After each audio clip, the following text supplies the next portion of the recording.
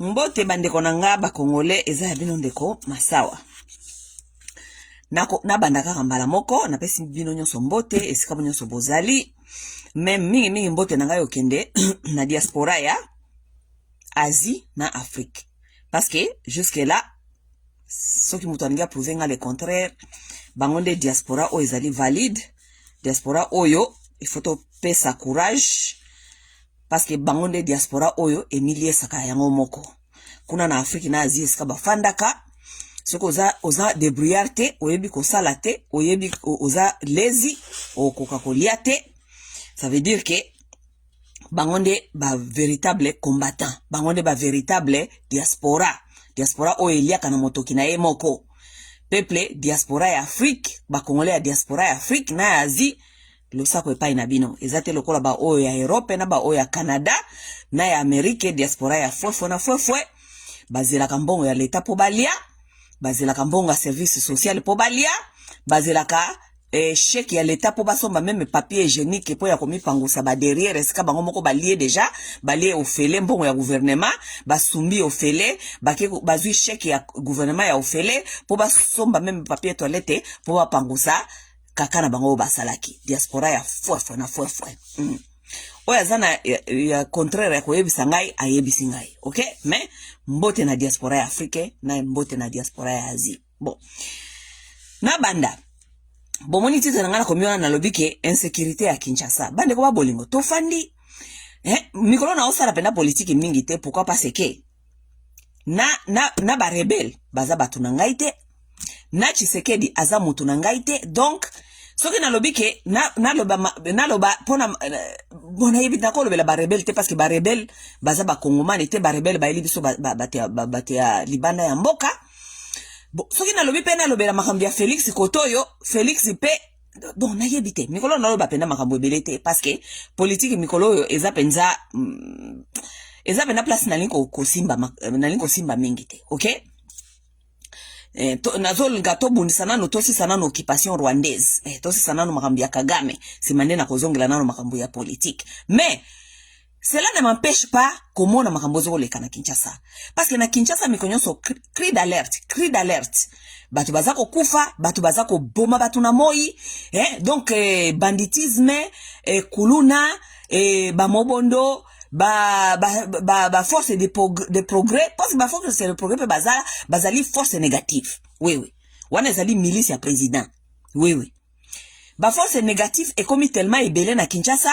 donc criminalité est comme nango na moi polele soki bazio na nzela ba betio ba katio saki ba tubio ndeli na libomo ba beti mwasi kaka ndenge wana c'est ce que nous sommes en train de vivre mikolo nyonso baza ko lakisa so nenge nini makambo ezali kaka continue kobeba na Kinshasa na oti kolanda video ya frère nanga moko confrère nangai méthode mulenda méthode comment ça mulenda ou bien mulenda moko c'est un confrère de la diaspora ici méthode atuni mutuna alobi mais bango batu ya pouvoir bazali ko bundisa au soi-disant il faut to récupérer Goma, il faut to récupérer Kivu, tout ça mais est-ce que bozali ko contrôler par exemple na Kinshasa comment ça se fait que vous n'êtes pas capable d'avoir une bonne politique de bien vivre à Congolais na Kinshasa même ce qui est la capitale de la République là où habitent les institutions habitent aussi les institutions du pays et les institutions même étrangères. Vous êtes incapable ya kozala na politique ya sécurité na capitale ya Congo. Mais c'est vous qui nous cassez les oreilles ici mikolonyo soke bozo linga ko récupérer Goma, méthode atuni awa. Bo récupérer Goma bo sala nango nini parce que Kinshasa ya pamba bozo ko kangote. Mais ça c'est une question à faire aussi réfléchir. Vous voulez récupérer Goma, toboite, biso tolongite Goma eza na maboko ya banguna. Mais Goma ngo bolimbo récupérer ngo popo sa nango nini parce que Kinshasa iska bino moko bofandi wana ba institution présidentielle, ba institution ya mboka, ba institution nationale comme internationale. Kinshasa iska bofandi bozo koka boza même pas na politique ya sécurité à Kinshasa. Talaka bato. Ba Congolais batuna te. Soki ba Congolais batuni, ba fanatique ba yawa bagangi. Waouh! Hein? Comment expliquer que vous n'avez pas une politique de sécurité pour Kinshasa? Là où on est en train de tuer les gens pendant la journée, bazako boma batu, bazako chuba batu bambeli. Ba criminel bazako banga na bango le susute, ba ye, ba chubi mutumbeli na butu, ba matina ba ope na moto, ba kei, bazako mona bango. Donc ça n'inquiète personne. Où est la police? Où est la sécurité? Dans la capitale. Où est la police? Où est la sécurité? Vous n'arrivez même pas à donner la sécurité aux Congolais à Kinshasa, dans la capitale. Et vous voulez prouver aux Congolais que vous avez besoin de récupérer Congo Mobimba. Congo Mobimba, gato ya pamba oba kateli bino na batikeli bino ya Congo wana, bozo ko gérer ngote. Congo Mobimba ko gérer ngo. Et lorsque les Congolais continuent à dire que vous n'arrivez pas à gérer ces pays, lorsque les Congolais sont en train de parler ici de la, comment on dit,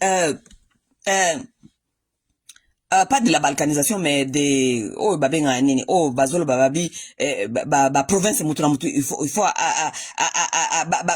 qui peut province là-bas.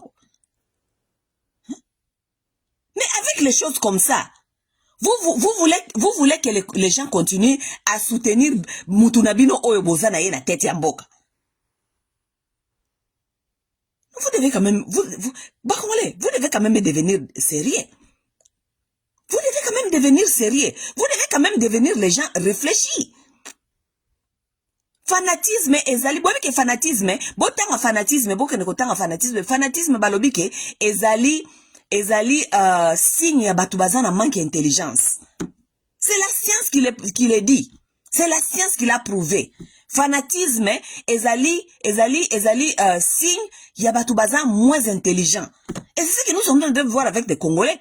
Congolais sont à fanatique. À quoi qu'on réfléchit le sous-souté. C'est très vrai. C'est que la science a dit. Fanatisme ezali signe ya low intelligence. Bato o bazali ko kumba mboka na bino lelo wana. OK? Oyo bazo koka même pas ko sécuriser Kinshasa. Hein? Kinshasa est comme une zone rouge. Les gens ont peur de sortir la journée. Même pendant la journée, bato bazako banga.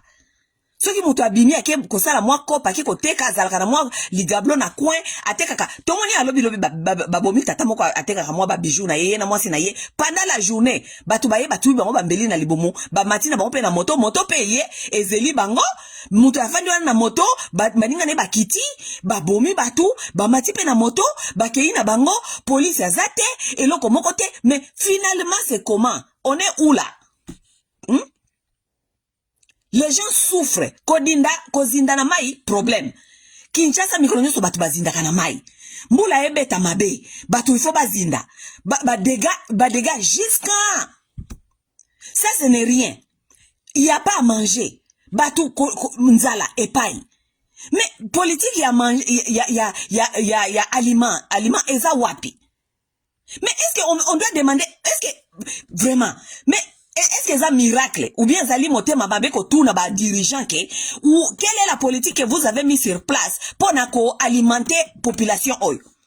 Quelle est la politique que vous avez mis sur place? Même à na Kinshasa, na capitale ya mboka. Pour sécuriser batu na Kinshasa. Où est la politique? Wana nyoso bebe oko se la peka ka Kigali. Hein? Wana nyoso bebe toko lo bakaka eza problème ba Rwandais. Hein? Ah, c'est un temps quand même ba Congolais toko ma batu moko pe sérieux quand même. Wana problème ya Kigali. Wana problème ya Kagame. Soki Kinshasa ezindi. Soki Kinshasa ezana biloko kolia te. Alors que tozali na ba Congo ezali wana, ba Ndundu ezali wana, vous pouvez amener la politique d'agriculture. Ba Congo na ba Ndundu, ba balaba ezali wana e kotaka ba biloko batu bazo biloko kolia na ba prix ezali juste. Où est la politique d'agriculture? Wana pe kaka Kagame. Hein? Où est la politique ya ko sécuriser batu na Kinshasa? Que fait la politique la police de Kinshasa? Police ya Kinshasa sala kanini? Wana nyoso pe kaka Kagame. Hein? Voilà. Non, tout n'a pas de question. Parce que Bolingi vont faire biso comprendre ya wake. Oui, Fachi, il faut changer constitution, il faut. Mais, qu'on change constitution. Bah, tu vois, nous n'avons pas un problème de test. Nous avons un problème des hommes. Nous n'avons pas un problème de test dans ces pays-là. Nous, parce que les gens, même à tabo changer ma constitution, n'enge na ndenge. Ce qui congolais, azali mutu oyo, azana discipline ya ko respecter l'autre côté. Et l'autre moko te ko sala makanamboka wana.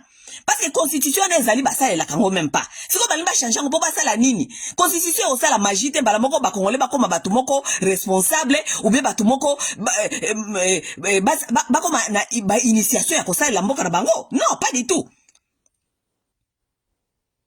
Kuluna, nasinga yebisa bino plusieurs fois, kuluna bokosili sangote. Kuluna, il faut kozala na intelligence à comprendre ce qui se passe avec cette affaire de kuluna. Kuluna ezali eloko moko te umuta ko lamuka lobika ka o ba kuluna bokanga bango lokola muta balinga kokosa biso wa ba kuluna bokanga bango bango nyoso bote bona prison. Non, Kinshasa c'est une ville qui a été faite construire pour 2,5 millions d'habitants. Seulement Kinshasa le loko mina 20 millions d'habitants. Est-ce que esa magie pour vous comprendre que Kuluna il faut ezala hein de 2 millions 5 à 20 millions d'habitants. Bon si quoi de 2 millions soit le 2 millions 5 to pesa onka 3 millions 3 millions à 20 000 d'habitants nakati ya ville o eza na incapacité ya ko contenir batuana nyonso. Voilà venir les inondations, voilà venir les bipa nyonso canalisation à maï. Ezate parce que batu balek ici. Nanya ko pesa biso politique yako déconclaver Kinshasa. Qui peut nous donner ça, cette politique? Parce que ti tango nano comprendre que Kinshasa qui ko maintenir batu pas plus il y a 3 millions d'habitants. Boko zalaka ba même problème au bozanango. La politique, ya batu ebele na kati ya ville o ekoko ko contenir bangote. En même temps, boza la politique te ya kolier sa population wana est comme 20 millions d'habitants. Vous n'avez pas la politique de nourrir 20 millions de personnes.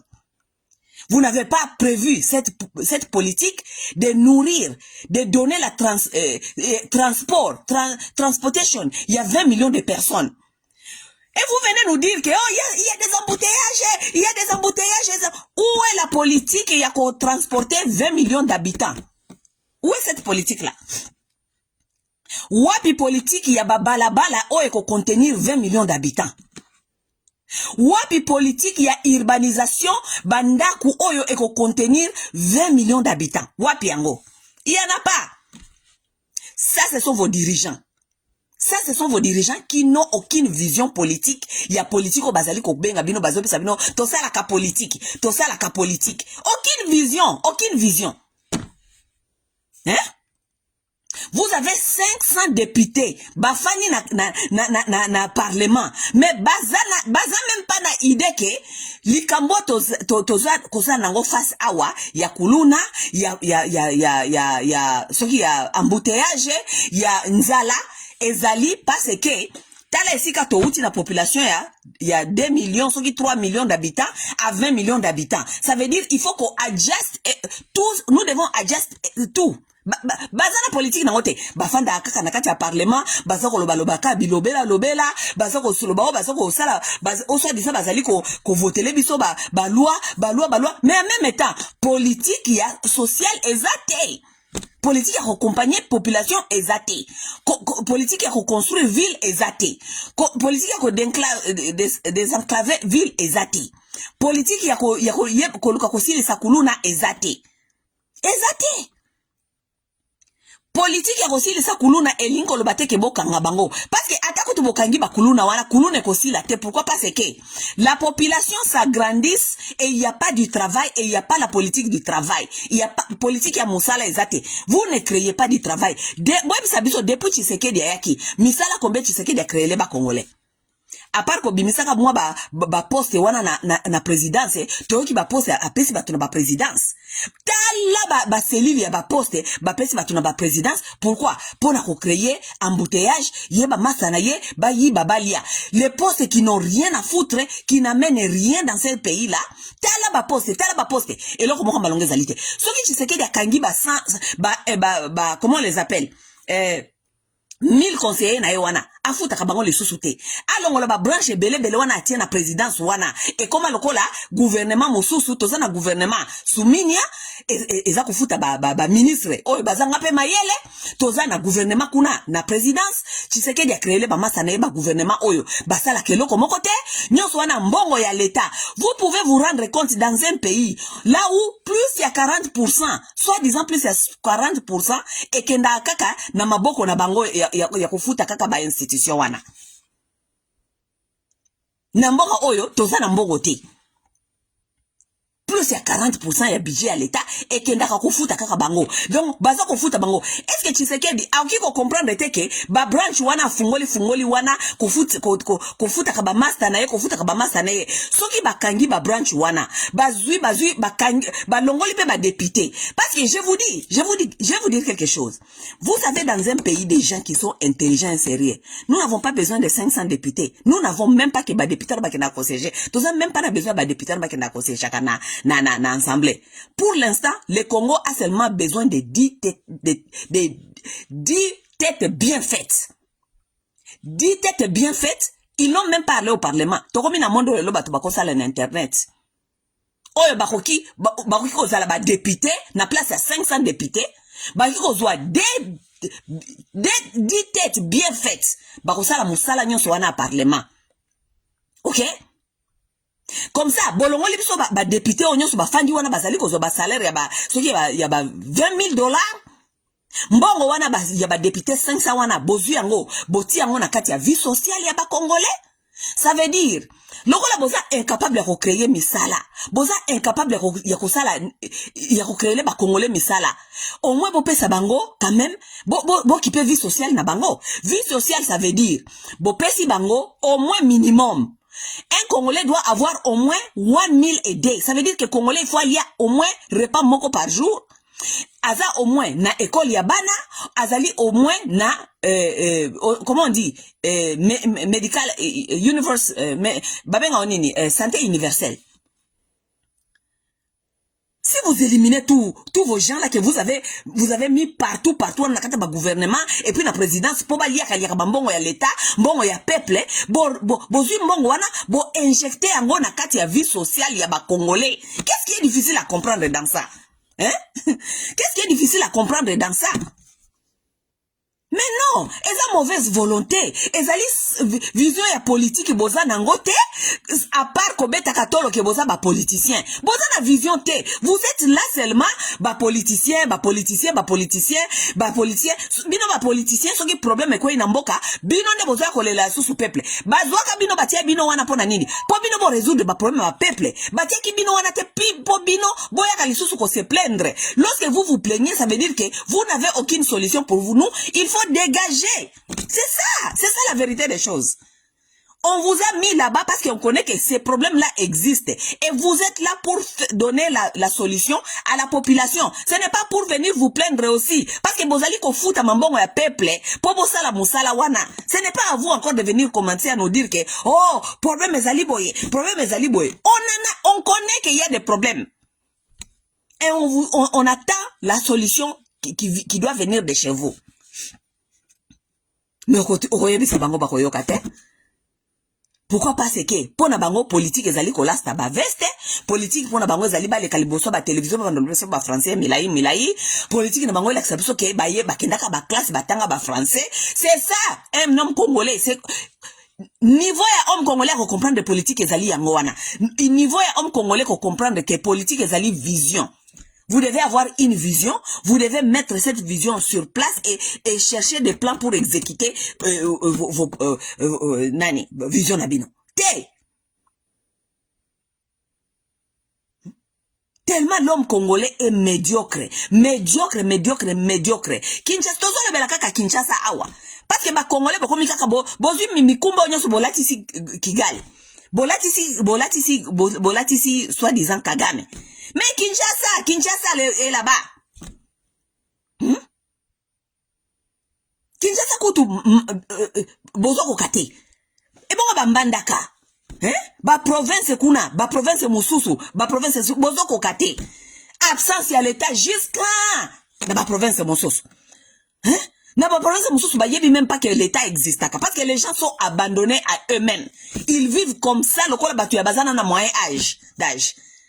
Obiki natala ba documentaire zana batu basala ba documentaire wa nalo ba kombe ba ya ba chaîne na bango te parce que ba ya okangela bango ba chaîne ba keo bango ba ola tsasu makambo yole kakuna nalanda ba chaîne ya batu ya ba Congo batu ba okena kati ya ba Congo vraiment na kati ya Congo ba ola tsasu comment est-ce que les gens vivent là-bas mais c'est comme au Moyen Âge.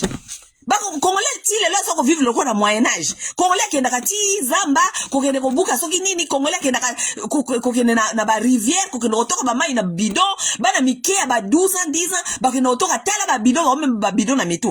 Absence à l'état jusqu'à si on vient na ba place na bamboka ata dispensaire ya pamba eska muto akola ba eska basi ba bote laka. Mais c'est grave. C'est grave c'est que les Congolais sont en train de vivre. C'est grave. Vous n'avez aucune idée. Boke na kanakata ba internet, boke na kotala ba batu basala ba documentaire na kati ya Congo kuna botala comment est-ce que les Congolais sont en train de vivre comme les animaux, absence à l'état jusqu'à bango bafandi kuna na Kinshasa baza ko jouir et puis bafandi na kati ya Kinshasa ya bosoto tant que bango bafandi kaka na climatiseur tant que bango baza ko voyager ba voyage au kili Félix azali ko sala est-ce que ko kata ba voyage wana te bazwa mbongo wana ba injecter ngo na kata population ba injecter ngo na kata ba service social kulune ko sila ndenge nini lorsque les gens ont faim jusqu'à mutoza na nzala jusqu'à Mouta ko kanzala 2 ou 3 jours, mais 5e jour à kokende ko yiba. Vous pensez que vous allez dire aux gens botika kuluna botika muyibi. Okopesa mutu chwa nini waza na eloko koliate. Vous voulez qu'il fasse quoi? Lorsque quelqu'un n'a rien à manger, vous lui donnez quoi d'autre comme choix dans la vie? Si ce n'est pas le banditisme. Parce qu'il faut qu'il ne koluka. Il faut qu'il ne kolia. Mbopona kolia wana akende kolokota wana balabala te. Ça veut dire qu'il faut qu'il ne kozwa o ya mutu mususu. Il doit aller chercher. Pona azwa il faut mona o yo zana ngwa botola yo. Et pour botola yo, c'est entre la vie et la mort parce que yo pour kolinga botolote. Si ko kolinga botolote, il faut bobunda. O zana makasi atikali ne loko ngo. Il n'y a pas d'autre solution que chercher à améliorer la vie sociale des Congolais. Kokanga batu ça n'a rien à voir avec Kosili Sakuluna. Parce que Moutamba kangi, bozo que no peti batu na prison ngope boto ngope ba prison te. Si ko bozo kanga batu bobo que no tia bango wapi. Les gens ne se demandent pas de vraies questions. 20 millions de Congolais qui sont en Kinshasa. Plus il y a 90% à Batouana Bazako vivre dans la pauvreté extrême. Vous voulez qu'ils fassent comment? Afanda kaka eza loko bisi mutobine olia kate fanda kaka ko yiba te po eza masumu ko yiba te eza masumu boyebike soki ozana nzala eke obisi nzambe na zana lokote nzambe alekisi mutu na liboso na yo mutu azana lipa oko continue bisa nzambe bio nzambe na yebisa ko na zana lipa te ako so bino za zoba mutu aleki wana yo na zana lipa te pourquoi omona kite na lekisi mutu azana lipa wana Vous pensez quoi? Quelqu'un va s'asseoir comme ça, il va attendre jusqu'à quoi ya kufa parce que bino boza ko te ya yeke kulune zali mabe koyibe zali mabe donc mutonga ko fanda kaka zelika kati mayezate biloko kozate akufa kaka. En tout cas, il y a des gens qui sont naïfs. Vous venez donner des conseils au kuluna qui batika ko kuluna. Pour pas ça la nini après. Kuluna koma kuluna likolo ya gouvernance ya mabe. Kuluna koma kuluna parce que mboke zoko fonctionner bien te. Vous n'avez pas mis ces gens-là aux études. Vous les avez pas éduqués. Vous les avez pas donné des structures. Il y a vie, il y a bien, à Malonga, Misala. Vous les avez rien donné. Vous pensez qu'ils vont devenir quoi? Vous pensez qu'ils vont devenir quoi? bakozela batala kabino kaka ndenge bozoko liana bana na bino, bozako liana bana na bino. Mais non, les gens doivent savoir biso tolobaka pamba te tolobaka parce que toyebi danger yaka na société. Lorsque la société va très mal, bato nyonso bakokoma en danger. C'est ça, c'est pourquoi nous parlons. Cette société, baby, boy bake bino pe, mutu moko te kozala lisusu en abri. Biso nyonso tokomi en danger.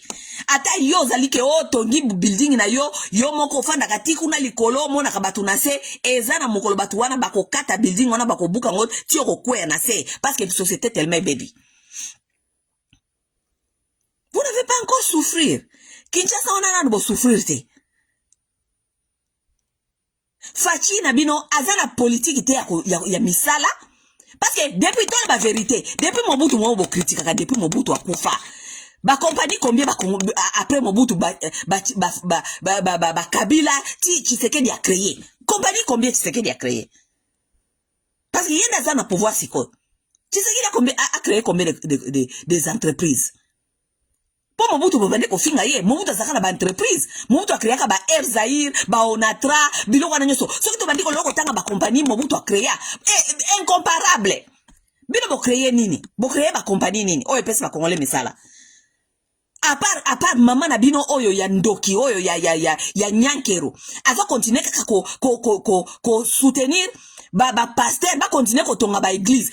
Weekend passé auti ko inaugurer église mososo. Église ko pesa ba to misala? L'église est pas comme misala te. Hein? Nyakeru mombongo nyoso ya yibi na maman Marthe na ba de kwa Tshisekedi. Pourquoi ba créer misala te? Pourquoi ces gens-là n'arrivent pas à créer des entreprises? Misala ba pesa ba Congolais misala. Que les Congolais commencent à travailler. Comme ça aussi les sakuluna.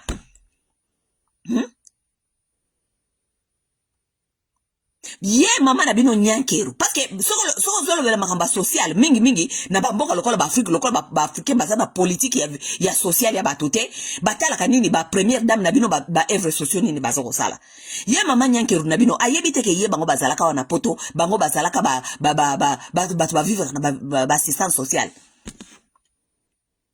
boganisi ana poto bakuluna bazate hein mais poto maîtriser bakuluna ndenge nini Pote maîtriser kuluna parce que ba yebike il faut ba pesa mutu na mutu au moins minimum ya koyeba kolia ya ko vivre moi vie moko eza décent parce que soki otiki mutu na état animal oya zoko kolia te azana eloko kolia te tout mais la personne va vraiment se comporter comme un animal sauvage et vous allez regretter na poto ba yebi yango mais ye Tshisekedi na mwasi na ye na ba famille na ye bango nyoso ba mama Marthe na poto bazalaka ko vivre na vie sociale. Maman mata ko bénéficier de la vie sociale. Félix Tshisekedi na mwasi na ye na nyankero. Ils ont bénéficié de la vie sociale ici. Ba uti poto ba yebite na poto structure sociale ezali ko aider ko maintenir ba bandi na ba voyou po ba tuba yeba ko vivre na ba poto. Bango ba yebi yango te. Donc nyakero a vivre vie na ye mobima na poto awa ayebite ke awa pourquoi ba pesa ka batu nani moi vie sociale ayebite ayebe mais ayebiango mais pourquoi zokende ko influencer te makambo wana kuna asa l'advocacy nango pe eya na Congo elle s'en fout complètement depuis parce que c'est une sorcière c'est une sorcière. Poto awa bakuluna bakupi ko manke bakipe ko bima mais poto bayebi ke mutu oyo azana eloko na libumute azaka na mato ya koyoka te bolinga te ko pesa kanisa ke bobando ko pesa bakuluna moralité ni ba pesa ka mutu ana nzala mutu azana nzala azana mato ya koyoka te azana ta ya koyoka te Yesu si na ye il faut alia dans tout moyen nyonso ko mona na il faut alia pour komanda côté ya batu d'abord il faut qu'on résoudre le problème de monde d'abord yanzala ce mutu ayebike na okiko lia une fois par jour bana nanga bakenda ka classe soki mwana beli na okiko mema ye na hôpital public botala soki mutu wana siko kende ko yiba tango mutu wana kende ko yiba wana ndesiko bino siko gouvernement wana ne boloba siko ke bokangie parce que vous lui avez donné quand même quelque chose. Wana siko komika kaposa na ye parce que za criminel akenda akako bomba bato. Mais vous donnez ça à un Congolais, au Congolais comme Malibana qui ko agresse ka bato. Agresse bato te. nyonso manque ya politique ya malamu na mboka wana. Pourquoi? Parce que mbongo wana ba politique bazali ko jouer nango ezali mbongo na biso nyonso ba kongomani, eza mbongo ya peuple. Pourquoi? Parce que ba minere wana batekaka wana ezali héritage na biso nyonso. Parce que Congo ezali mboka na biso nyonso. Eloko nyonso ezali koteka na mboka wana ezali biloko ezali commun, it's common. Mboka wana ezali propriété commun. Ça veut dire que na place ya ko yibaka ba congolais mbongo na bango bojura kango bino lokola ba politicien botia yango na kati ya vie sociale ya ba congolais, comme ça bango pe ba de bénéficier na bomengo ya mboka na bango. Eloko nini ezali kozanga banani gouvernement wana esala ba hôpitaux publics bango boko gouvernement futaka ba médecin na poche na bango ba bisa ka ba congolais ke hôpital public ezali hôpital fulani bokendaka kuna ko se faire soigner au félé. Tous les médecins qui sont là-bas, ils seront payés par l'État. Est-ce que l'État ezangi mbongo kufutaka ba médecin? Est-ce que bakoki kokata salaire ya ba député te ba futaka ba médecin o bazali ba médecin oyo l'État afutaka po ba médecin wana bazwa soin ya population? Na place ko pesa ba député $20,000. Pesa député $5,000. Bo pesi ba médecin. Bo pesi ba médecin ba traitaka ba congolais nyonso do ba médecin oyo l'état azui na musala. Bo pesa ko $10,000 par mois. Parce que entre médecin et député, médecin azana plus ya valeur. Et puis akobana ko sala musala ebele koleka député. Et puis parce que médecin il faut voir salaire ya malonga pona asala musala na ye bien. Azala corruptible te. Hein?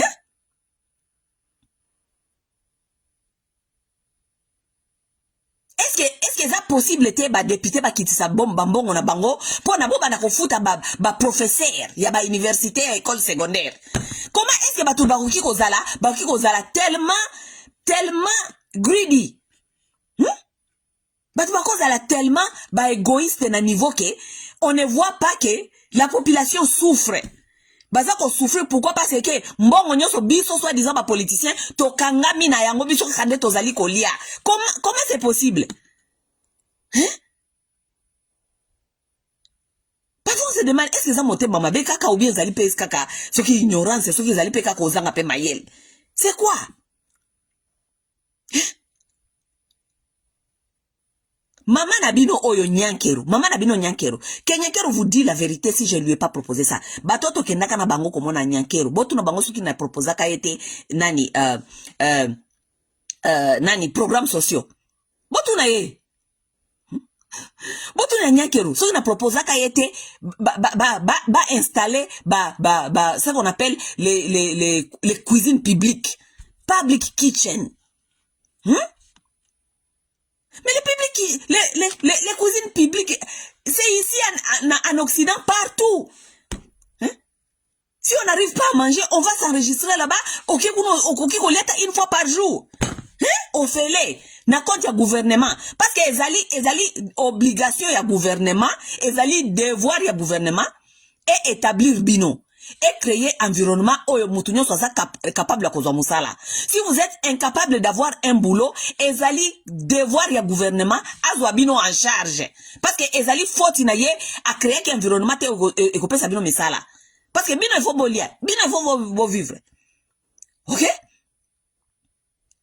Na yebisa mwa Nyankero. Bo lukabo créer ce qu'on appelle les cuisines publiques. Est-ce que yoka atako yoka? Là où un Congolais pauvre, celui-là où donc azoko katate. Là où il peut venir, bon enregistrer bango, bon pesa mutu na mutu moi jeton.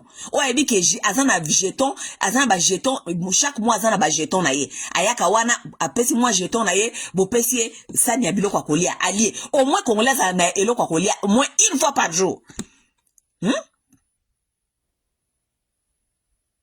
Donc gouvernement donc ndenge bozawana gouvernement ezana budgété etia budget ya kobanda ko liesa ya kobanda ko financer ba public kitchen ko lesa ba congolais baza incapable ya kolia parce que bino boza bo créer misala te bo créer ba condition misala te so bo pesa nani faute si les gens là n'ont pas de travail c'est la faute à qui hein si les gens là n'ont pas de travail c'est la faute à qui c'est la faute au gouvernement gouvernement créer misala te et créer environnement te ozali bien pour na batuba ya ko investir.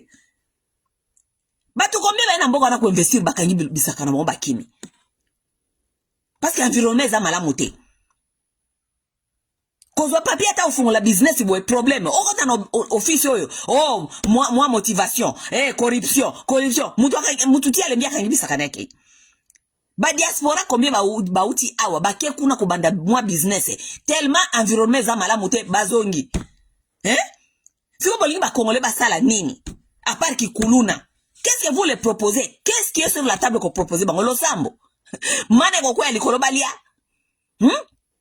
Parce que c'est comme si eloko bozo ko proposer ka ba congolais mate na bino na lo sambo. Nzambe alobi. Oh nzambe alobi ko yibeza biente. Oh totika kikuluna. Batika kikuluna siko basala nini? Parce que quelle autre activité bo pesi bango basala? Pour batika kikuluna. Ils vont faire quoi? Mais ils vont pesi bango option. Ba pekisa ka mutu eloko te soko za na option mususu ya kopesa yete. Pesa ye option mususu to sa soki eloko na kopesa option soka osala ngote. Option za nini? Po kuluna esila. Kuluna zali banditisme uti na kati ya nzala. Mutu afandi journée ba papa ba mama na bana mikolo bakoma kufana na bandako moko toute leur vie. Mutu ya 40 50 afana kana na ndako baboti.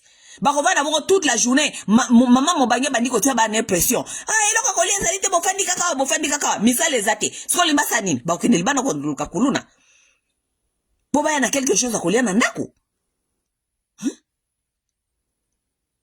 bino batu oyo bolinga kopesa batu mateya e ba kuluna oyo boka bambanga na bino parce que vous n'êtes pas dans leur situation. Vous n'êtes pas dans leur situation. Oza na kata mboka te oyo, olia kate. Donc, chaque jour, okanga akali bomolia kate. Mais à un certain temps, il faut makuna le bana kondo lukelo kwa lia. Qu'est-ce que tu dois faire pour aller manger? Il faut que nous roboto lango. Moralité, mokote mokopesa mutuaza na nzala. On ne peut pas donner un conseil ya moral na mutuaza na nzala. Yango bango futon de baba tuka ba église na kati ya Congo pobo te akabango ke koza nanzaleza normal.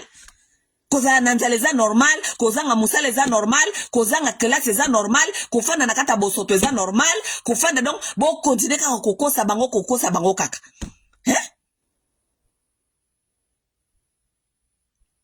Mais un certain temps bokosi ata mutu ngolo bia sambela mana ekokwe ya likolote. Mana ekokwe ya te. À un certain temps, mutu fwa la muka kende koluka. Akende koluka. Koluka wane kubimsa violence.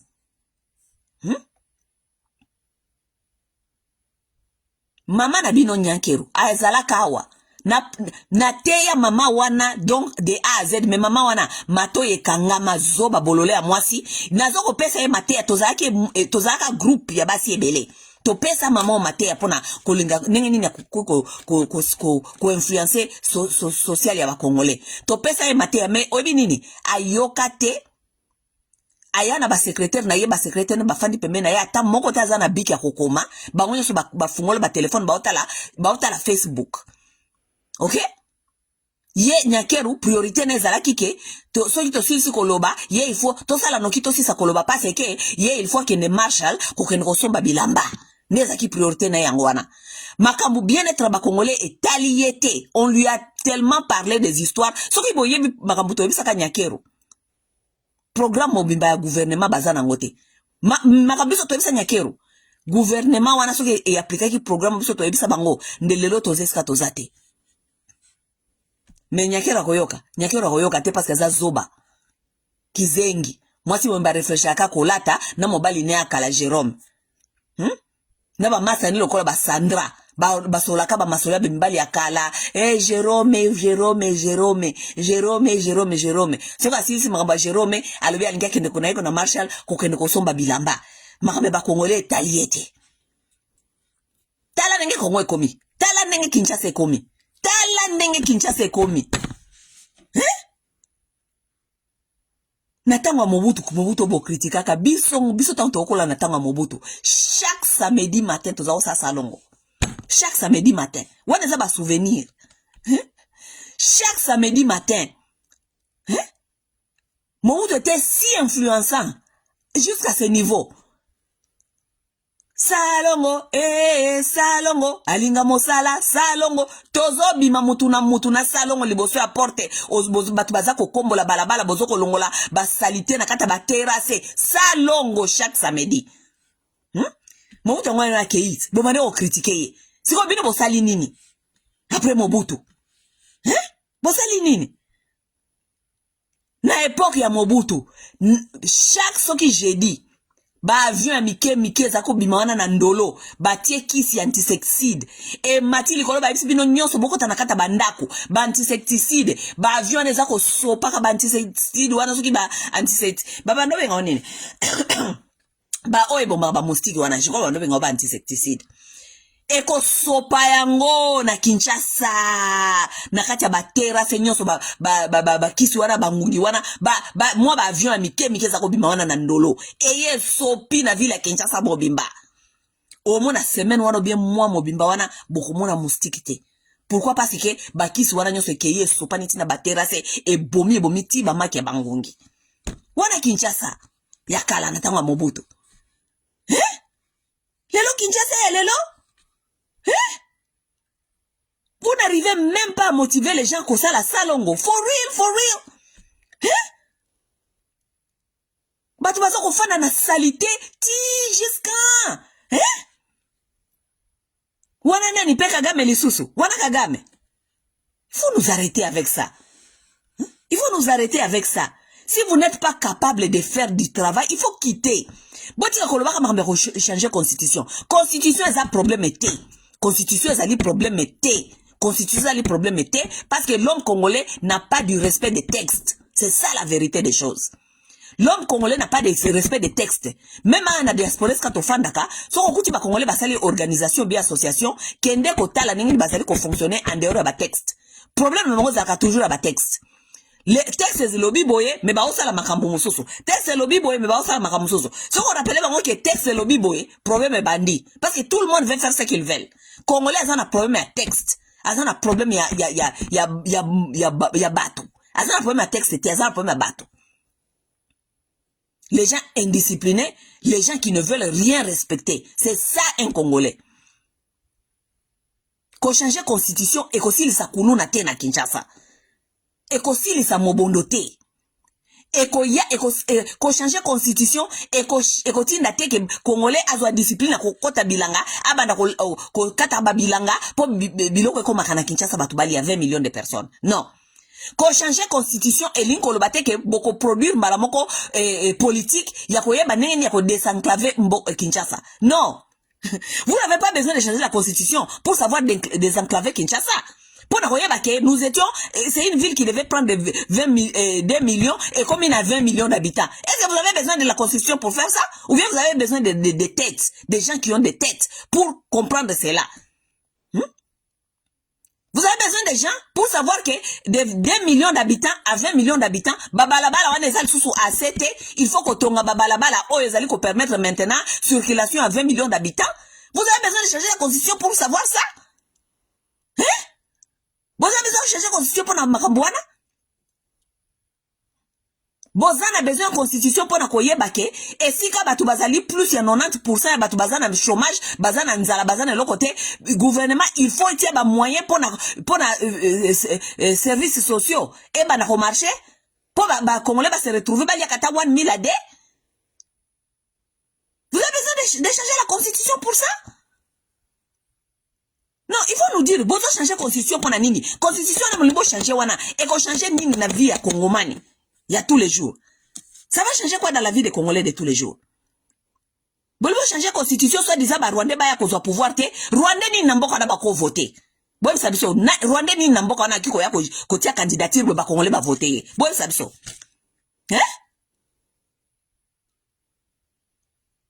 Bo changer constitution pour ba Rwandais kale. Rwandais nini wana ko ya boko voter. Si ce n'est pas ça, ce sont des mensonges. Les Congolais s'en foutent de vos histoires là. Amenez-nous une politique améliorer vie à Congolais. Hein? Yéla biso politique ko améliorer santé à Congolais. Yéla biso politique ko améliorer bien-être. Hein? Well-being ya Congolais. Yéla biso politique wana.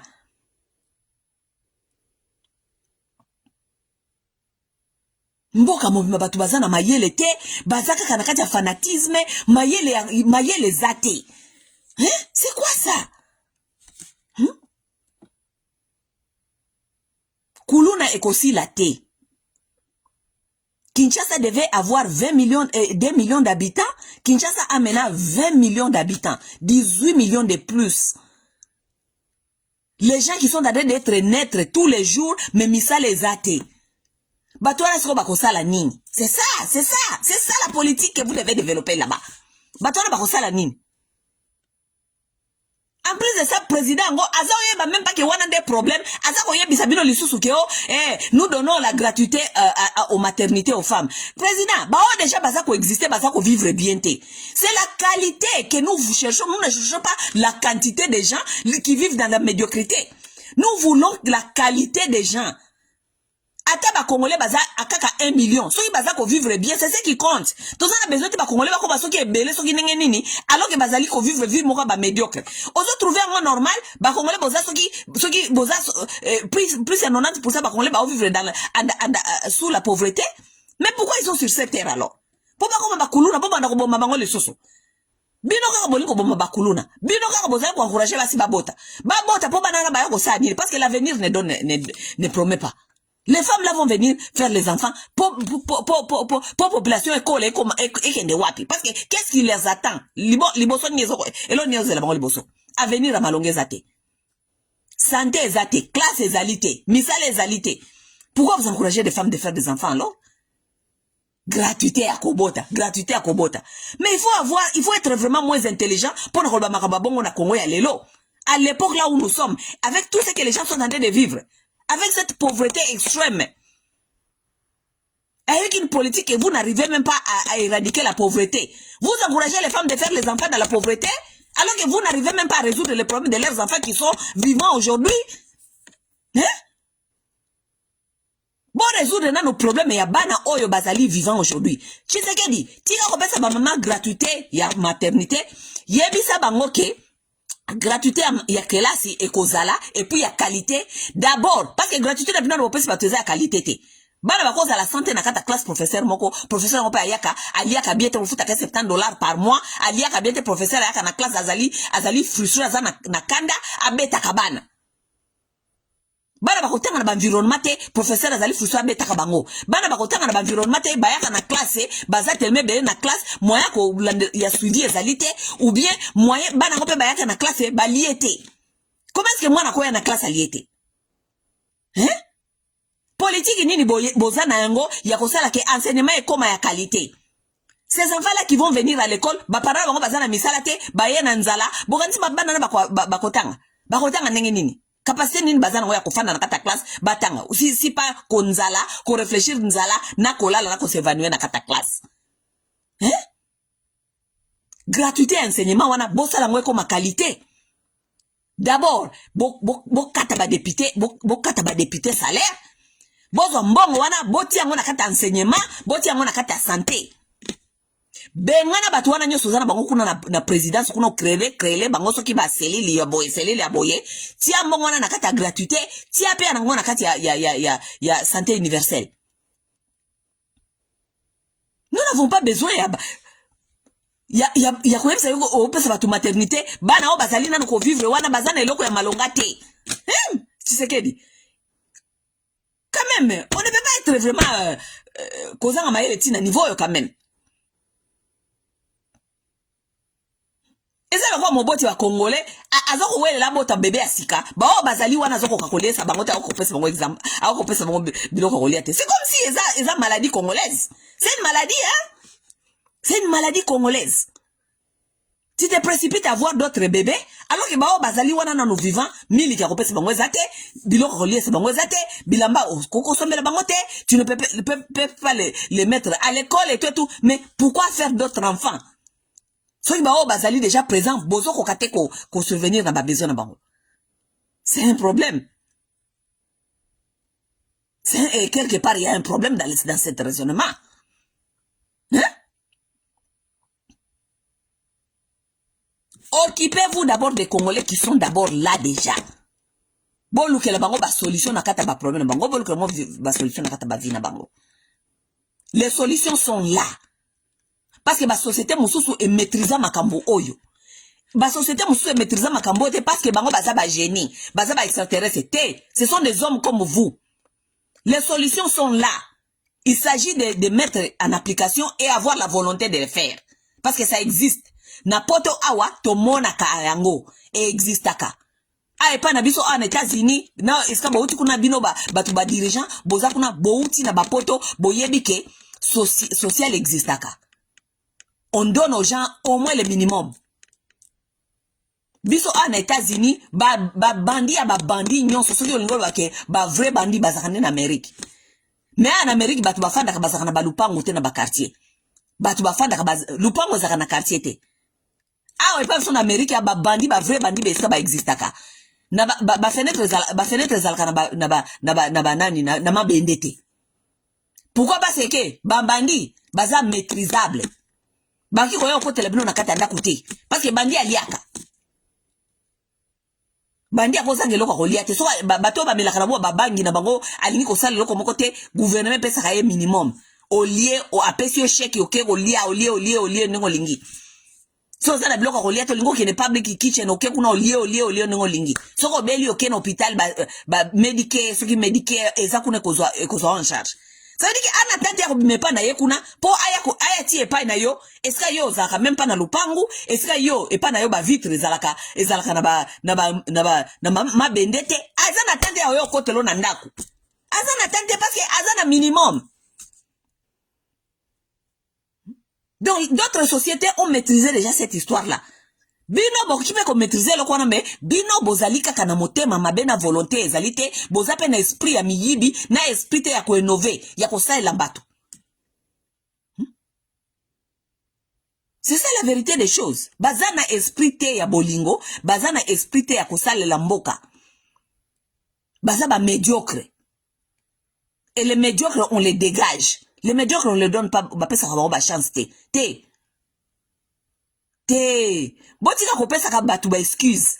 Oh, azawana nanu, wana za osala nini? C'est pour faire quoi? Tu ne veux même pas résoudre le problème ya batu akolia? On est là pour faire quoi? Nakati ya mboka oyo bilangeza nango boko sala bilanga donc wolo. Mabele zali. La terre est fertile au Congo. Pourquoi pas le Congolais pas nanzal?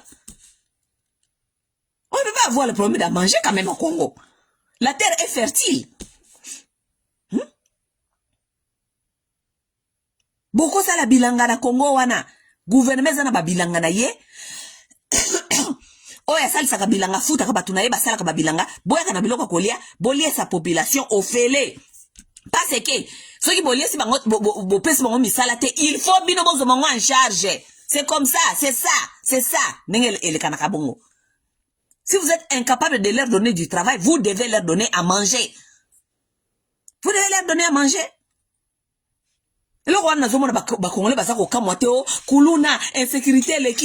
problème ce n'est pas l'insécurité, ce n'est pas les kuluna, ce n'est pas la population. Le problème c'est les dirigeants et le manque de politique. Il y a qu'on maîtriser la situation. Oui. Si vous voulez, si vous voulez, kuluna boti na prison. Ata bokangi 100 000 kuluna. Est-ce que kuluna ngo basuki na 100?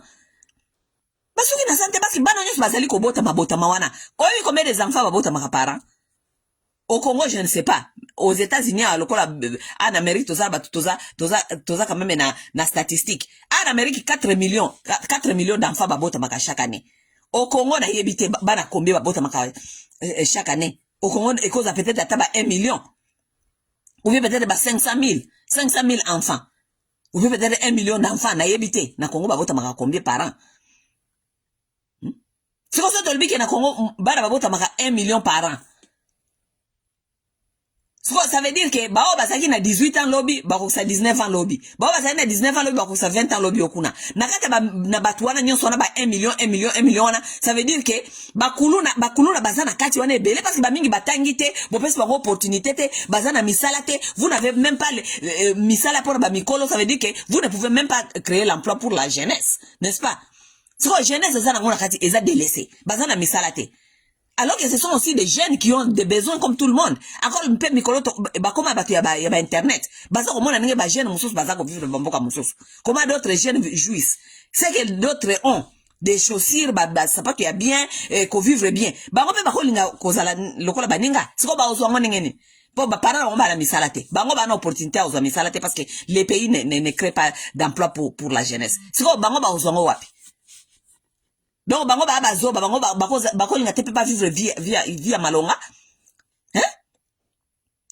Siko so bolbi ke boka nga 100 000 kuluna. 100 000 kuluna wana ndebo sisi problème wana. Non? Parce que chaque année ozoko ya bana nyonso bazana bakuluna bazana kata bana wana nyonso. Wana za solution parce que prison combien bokotonga po sa population sur la carte prison. Si ce n'est pas ça le manque d'intelligence. Ceux qui ont atteint le manque d'intelligence. Mais non, vous avez des gens qui ne réfléchissent pas. Vous avez des gens qui sont là seulement fouin. Pour bazaba politicien, ba pesa bango ba salaire, ba lia, ba kende voyage, ba somba bandaku na ba Dubaï, ba somba ba appartement na ba Dubaï. C'est ce qui les intéresse, rien d'autre. Donc ne vous inquiétez pas. Problème kuluna nano bomoni na bino eloko mogote. Le plus cette population grandisse parce que papa na bino abisi bino papa no tsekedi abisi bino ke boza na gratuité à kobota. Kobota on peut gratuité on peut na ba condition ni basa na bazali kobota, ça c'est autre chose. Kene na hôpital place mo baisi mo e ba kono zo gratuité ya kobota. Boko ngo tala ninge ba place ngo ezali infecté. Ba place moko salité, ba place moko bien té. Gratuité ya kobota. Gratuité ya kobota na kona ba condition ni. Gratuité ya kobota et puis mwana anatanga obota mi, nutriments na eko za ndenge nini. Cet enfant va manger quoi? Cet enfant va devenir quoi dans la vie? Vous projetez que cet enfant devient quoi? Avec ce qui se passe dans ces pays-là. Et puis, moi, on va là, oh, bobandi ko pesa batu matea, oh, botika kuluna, eza biente, to kikuluna eza biente, kikuluna eza biente. Yo, ça pesa mutu conseil kuluna eza biente parce que yo, so ko lia.